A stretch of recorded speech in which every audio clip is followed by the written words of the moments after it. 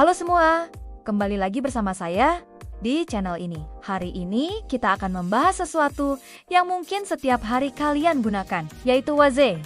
Ya, aplikasi yang kini dimiliki Google ini awalnya dikembangkan di Tel Aviv, Israel pada tahun ke-2006. Namanya pun dulunya bukan Waze, melainkan Free Map Israel yang dibuat oleh Ehud Shabtai, seorang programmer software. Shabtai awalnya frustrasi dengan GPS yang dia miliki karena tidak bisa update secara real-time. Aplikasi navigasi yang sudah jadi andalan banyak orang di seluruh dunia ini ternyata punya cerita menarik di balik kesuksesannya. Dia kemudian menciptakan platform pemetaan berbasis komunitas yang memungkinkan pengguna berbagi informasi lalu lintas secara langsung. Ide brilian ini kemudian berkembang menjadi startup bernama Waze Mobile Ltd. Ini menjadi salah satu akuisisi terbesar untuk startup Israel saat itu.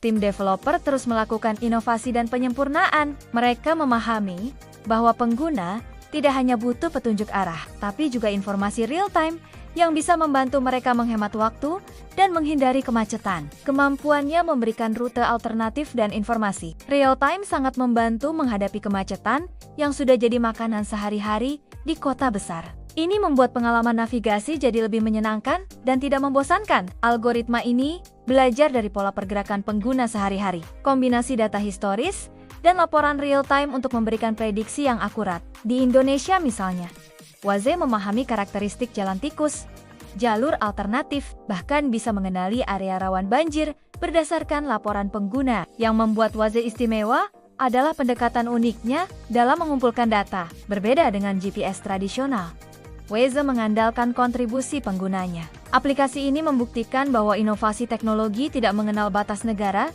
ketika tujuannya adalah memberikan manfaat bagi masyarakat global. Program ini memungkinkan pertukaran data dua arah yang membantu pemerintah dalam manajemen lalu lintas dan perencanaan infrastruktur kota. Fitur pelaporan bahaya di jalan, informasi batas kecepatan, dan peringatan kecelakaan membantu pengendara tetap waspada selama perjalanan. Namun, Google cerdas membiarkan Waze tetap beroperasi secara independen, mempertahankan karakteristik uniknya yang berbeda dengan Google Maps. Setiap kali kita membuka aplikasi Waze sambil berkendara, secara otomatis kita memberikan data tentang kondisi lalu lintas. Mereka terus mengembangkan fitur baru berdasarkan masukan pengguna, membuktikan bahwa teknologi terbaik adalah yang benar-benar memahami kebutuhan penggunanya. Aplikasi ini murni diciptakan untuk membantu orang-orang sampai ke tujuan dengan lebih efisien. Saat ini, Waze digunakan oleh lebih dari 140 juta pengguna aktif bulanan di seluruh dunia. Ditambah lagi, pengguna bisa melaporkan kecelakaan,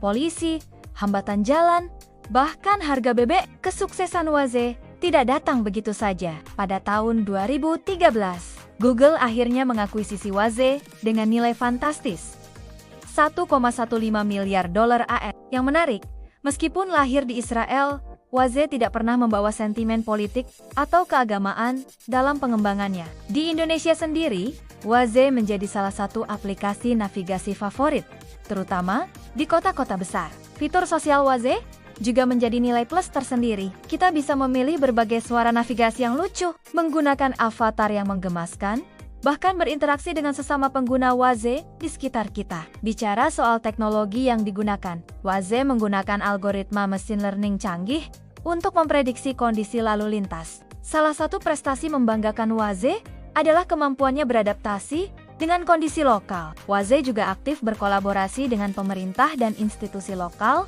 melalui program Connected Citizens Program. Yang membuat Waze makin istimewa adalah komitmennya terhadap keselamatan pengguna. Meski kini sudah jadi bagian Google, tim Waze tetap mempertahankan semangat startup Israelnya, selalu berinovasi dan mengutamakan komunitas. Nah, itulah cerita menarik di balik Waze, aplikasi navigasi buatan Israel yang kini jadi pemandu setiap perjalanan kita. Terima kasih sudah menonton video ini sampai akhir.